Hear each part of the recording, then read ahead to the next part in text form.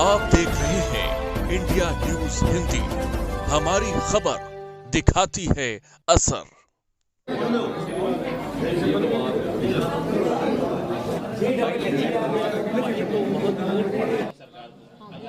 चुनाव लगे हुए हैं, क्या रणनीति, किस प्रकार से चुनाव जो होगा विधानसभा का, भारतीय जनता पार्टी किस प्रकार से आएगी, क्या मुद्दे होंगे?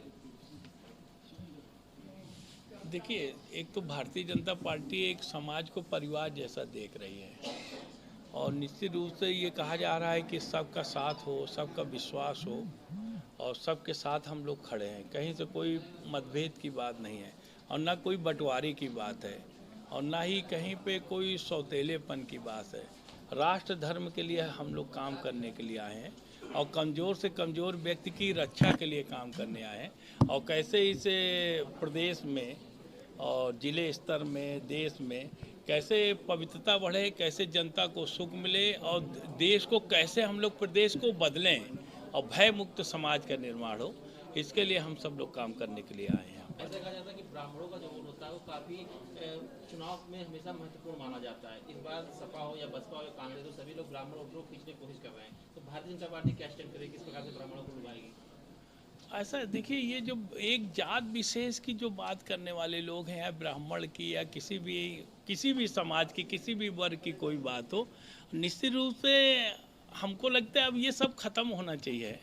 अब एक ही मुद्दा होना चाहिए राष्ट्र निर्माण के लिए, क्योंकि हम सब लोग मृत लोक में आए हुए हैं और 24 घंटे हम लोगों का जीवन भी रहता है, मृत्यु भी साथ में रहता है। इसलिए कब क्या हो जाए कुछ भी पता नहीं। और वैसे भी कहा जाता है कि कलयुग में सबसे बड़ा अगर कुछ है तो अपना कर्म होता है व्यक्ति का। इसलिए जो गलत विचार, निगेटिव सोचने वाले लोग हैं, निश्चित रूप से वो राष्ट्र निर्माण से पीछे हो जाएंगे। और जो पॉजिटिव सोच के लिए है, जो मतलब चाहे वाल्मीकि ही हमारा क्यों ना हो, उसको भी धर्म मिले और जो हमारा ब्राह्मण है उसको भी धर्म मिले और उसके बीच में जितनी भी समाज हैं सभी को धर्म और न्याय मिलेगा तो भय खत्म होगा। निश्चित 4.5 साल प्रदेश ने अपना कार्य किया, आप क्या आपके कार्यक्षेत्र में आपके द्वारा क्या कार्य किया गया? हमारे अगर विधानसभा की बात किया जाए तो हमको लगता है कई पन्नों की लिस्ट है, वो भी पूरा नहीं है। जैसे एक मोटा मैं थोड़ा सा लिख के भी लाया हूँ, कहो तो बता दूँ। जैसे चिकित्सा से 800 परिवारों को विधायक नहीं तो मुख्यमंत्री राहत कोष से करीब 22 करोड़ रुपए हम दिला चुके हैं अभी तक जनता को। और 22 करोड़ रुपए किसी एक जात विशेष को नहीं दिलाया है, मतलब चाहे किसी भी वर्ग, समाज, धर्म का आया हो, अगर पीड़ित है तो मैं उसके साथ खड़ा होकर उसके साथ पवित्रता किया है। लेकिन विधायक जी, आपने 22 करोड़ रुपए वाली बात कही।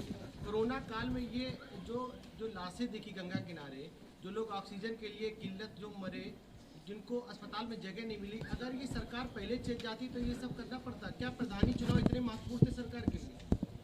ऐसा है ना, ये जो प्रॉब्लम आई है ये कोई एक कारण, ये प्रकृति की मार के आगे किसी की भी नहीं चलते। बहुत जैसे देखिए समुद्र के किनारे कितना तांडव हुआ, कितनी बार हुआ, तो इसमें ये व्यवस्था दी गई है। जिन्होंने देश में सबसे ज़्यादा काम किया है उनको ये सब व्यवस्था करने की ज़रूरत ज़्यादा तेज़ी से था और निश्चित रूप से हम लोगों ने हर क्षेत्र में व्यवस्था करने के। अब ऑक्सीजन आप देख लीजिएगा, अभी आपसे पहले भी हमने कहा था, ऑक्सीजन हमको प्लेन से मंगाना पड़ा, ऑक्सीजन हमको ट्रेन से भी मंगाना पड़ा। तो निश्चित रूप से अब हम लोगों ने मेडिकल कॉलेजों की चाहे व्यवस्था हो, चाहे ऑक्सीजन की व्यवस्था हो, अलर्ट हो गए, तैयारी है और पूरा व्यवस्थित है। और ईश्वर न करे कि पुनः ये घटना घटे हम लोगों के बीच में। एक तरफ ऑक्सीजन के लिए जनता इतना परेशान हुई कि उसमें श्याम बिहारी मिश्रा जी जैसे लोगों को 2-3 दिन भटकना पड़ा, जो 3 बार सांसद रहे। लेकिन पेड़ काटे जा रहे हैं, शहर गांव को लीपते जा रहे हैं, इस पर भी कभी आप लोगों ने कार्यनीति बनाने का सोचा कि नहीं तो एक बीघा खेती नहीं, 1 बीघा खेती खत्म हो जाएगा, क्या मिलेगा आदमी जनता को? आप ये बताइए, अभी तो हम लोगों को कितना समय हुआ है काम करते हुए, मोदी को कितना समय हुआ है, थोड़ा और समय देते रहिए, पारदर्शी व्यवस्था होगी।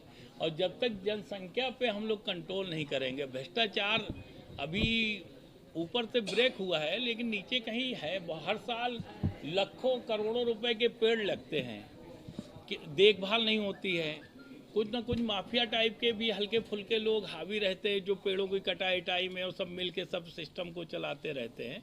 अब व्यवस्था पर पारदर्शिता लाने का प्रयास किया जा रहा है। आप देख लीजिए, पुलिस कमिश्नरी हम लोगों ने यहाँ पर किया और कहीं ना कहीं अब देख रेख 24 IPS हम लोगों को यहाँ शहर में दिए गए। तो अब जनता पे बारीक निगाह देने का काम किया जा रहा है, तो अब न्याय प्रक्रिया ज़्यादा तेजी से बढ़ेगा। में डकैती हो गई, दिन रात में आधी रात में डकैती हो गई और उसका अभी तक खुलासा नहीं हो पाया है, इसको कैसे देखते हैं? भैया देखो ऐसा है, जैसे हम लोग यहाँ पर हैं, आप बुरा न मानिएगा, कोई भी घटना हो जाए उसको रोक नहीं सकते हैं। घटना होने के बाद हम उसको कैसे कंट्रोल करें, ये इस सरकार में किया जा रहा है। और निश्चित रूप से जब तक आबादी को हम लोग कंट्रोल नहीं करेंगे, जो पवित्रता की बात है, तब तक कोई व्यवस्था ठीक हो नहीं सकती। 2022 के जो विधानसभा चुनाव है, जमीनी मुद्दे क्या होंगे? जमीनी मुद्दे यही होंगे कि सबको न्याय हो, सबके विकास के लिए जो हम लोग काम कर रहे हैं, जो राष्ट्र के लिए काम कर रहे हैं और जो सबके विश्वास को काम करने का काम किया जा रहा है, जो भय मुक्त समाज के निर्माण के काम किया जा रहा, और निश्चित रूप से लोगों को आत्माओं को प्रबल करने के लिए काम कर रहे हैं कि हम सब मित्र लोग में आए हुए हैं। 24 घंटे जीवन और मौत हम लोगों के साथ हर समय रहता है, कब क्या हो जाए कुछ भी पता नहीं है। इसलिए कर्मयोगी होकर राष्ट्र के लिए हम सब लोग काम करने देश हैं। में सबसे बड़ा मुद्दा बेरोजगारी का है, विपक्ष ऐसा आरोप लगा रहा है। रोजगार के देने के लिए क्या काम करेगी सरकार? रोजगारी देने का बहुत लंबा काम किया गया है, प्रदेश ने भी किया है, केंद्र ने भी किया है। इसके बाद भी तो कई विधानसभा घेरी जाती है, कहीं कुछ होता है, पुलिस लाठियां चलाती है, उनको नौकरी नहीं मिल रही है। ऐसा है ना, कोई व्यवस्था है तो उसको थोड़ा सा समय देने की हमारा आप लोगों से निवेदन है कि आप लोग भी जागरूक हैं, और कहते मीडिया भी चौथा स्तंभ होती है समाज को जगाने के लिए, तो आप लोग जगाते रहिए। मोदी को फिर लाएंगे हम लोग, तो अब व्यवस्था को धीमे से और कंट्रोल करेंगे। विधानसभा में 2022 में मुख्य विपक्षी पार्टी कौन होगी भाजपा के आगे?